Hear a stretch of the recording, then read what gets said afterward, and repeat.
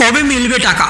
2021, 2022, 2023 এই তিনটি বছরে লাখো লাখো মানুষ লক্ষ্মী ভান্ডার এবং বার্ধক্য ভাতার জন্য আবেদন করেছেন, কিন্তু কবে মিলবে টাকা? এই একটাই প্রশ্নের জবাব দিয়েছেন মুখ্যমন্ত্রী মমতা বন্দ্যোপাধ্যায় আজকে মঞ্চ থেকে।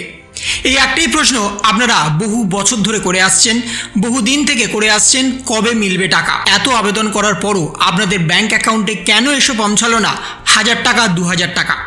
লক্ষ্মী ভান্ডার আবেদন করেছেন, বার্ধক্য ভাতার জন্য আবেদন করেছেন, বিধবা ভাতার জন্য আবেদন করেছেন, কিন্তু কোনো পেনশন প্রকল্পের টাকা বর্তমানে আপনাদের ব্যাংক অ্যাকাউন্টে কেন এসে পৌঁছালো না? কিন্তু সেই বিষয়ে আজকে মুখ খুললেন সরাসরি মুখ্যমন্ত্রী মমতা বন্দ্যোপাধ্যায়। তিনি স্পষ্টত জানিয়ে দিয়েছেন কবে মিলবে টাকা, না মেলার কারণ কি, কেন দেরি হচ্ছে, সমস্ত বিষয় তিনি স্পষ্টত জানিয়ে দিয়েছেন। মুখ্যমন্ত্রী মমতা বন্দ্যোপাধ্যায় আজকে মঞ্চ থেকে লক্ষ্মী ভান্ডার সম্পর্কেও বিশেষ একটি ঘোষণা করেছেন। যারা নতুনভাবে এখনও আবেদন করতে পারেননি তাদের উদ্দেশ্যেও বিশেষ একটি আরও সুখবর আনতে চলেছেন মুখ্যমন্ত্রী মমতা বন্দ্যোপাধ্যায়।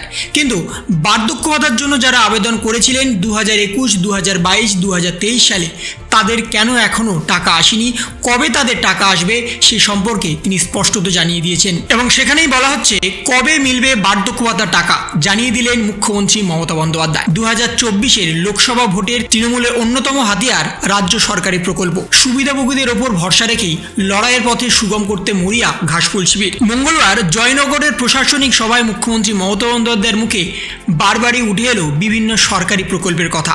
জানিয়ে দিলেন কোন কোন প্রকল্পের উপভোক্তাদের টাকা দিতে দেরি হচ্ছে এবং কেন দেরি হচ্ছে, কবে সেই টাকা পাওয়া যাবে তাও তিনি জানিয়ে দিয়েছেন। তিনি বললেন, কেন্দ্র টাকা না দিলেও ধাপে ধাপে বার্ধক্য ভাতার টাকা দেওয়া শুরু করবে সরকার। বার্ধক্য ভাতাও অনেকে আবেদন করেছে, কিন্তু কেন্দ্রীয় সরকার টাকা বন্ধ করে দিয়েছে। কথা বললেন রাজ্যের আরো একটি জনপ্রিয় প্রকল্প লক্ষ্মী ভান্ডার নিয়ে। এদিন মুখ্যমন্ত্রী বলেন, লক্ষ্মী ভান্ডারে এখনো যাদের নাম ওঠেনি আগামী কয়েকদিনের মধ্যেই তাদের জন্য সুখবর দেব, কয়েকটা দিন সময় দিন। যারা এখনো পর্যন্ত পাননি আগামী কয়েকদিনের মধ্যেই তাদের জন্য আমরা কিছু সুখবর ঘোষণা করব, আমাকে কয়েকটা দিন টাইম দিন।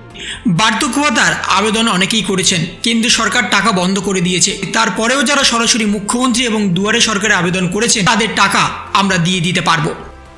তা সত্ত্বেও আমরা আমাদের থেকে যতটা পারি আমরা ততটা মুখ্যমন্ত্রী, সরাসরি মুখ্যমন্ত্রী এবং দুয়ারে সরকারে যারা আবেদন করেছেন তাদের মধ্যে অনেকটাই আমরা করে দিতে পারবো।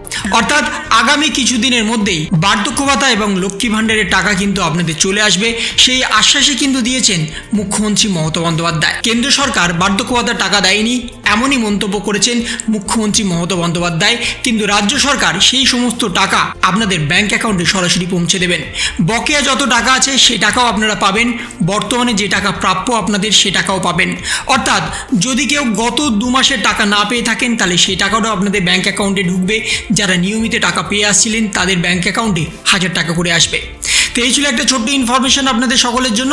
যদি আপনাদের ভিডিওটা ভালো লেগে থাকে তবে লাইক করুন, শেয়ার করুন এবং অবশ্যই সাবস্ক্রাইব করুন। তার পাশাপাশি আপনার মতামত কমেন্টের মাধ্যমে জানান। ভালো থাকুন, সুস্থ থাকুন, ধন্যবাদ।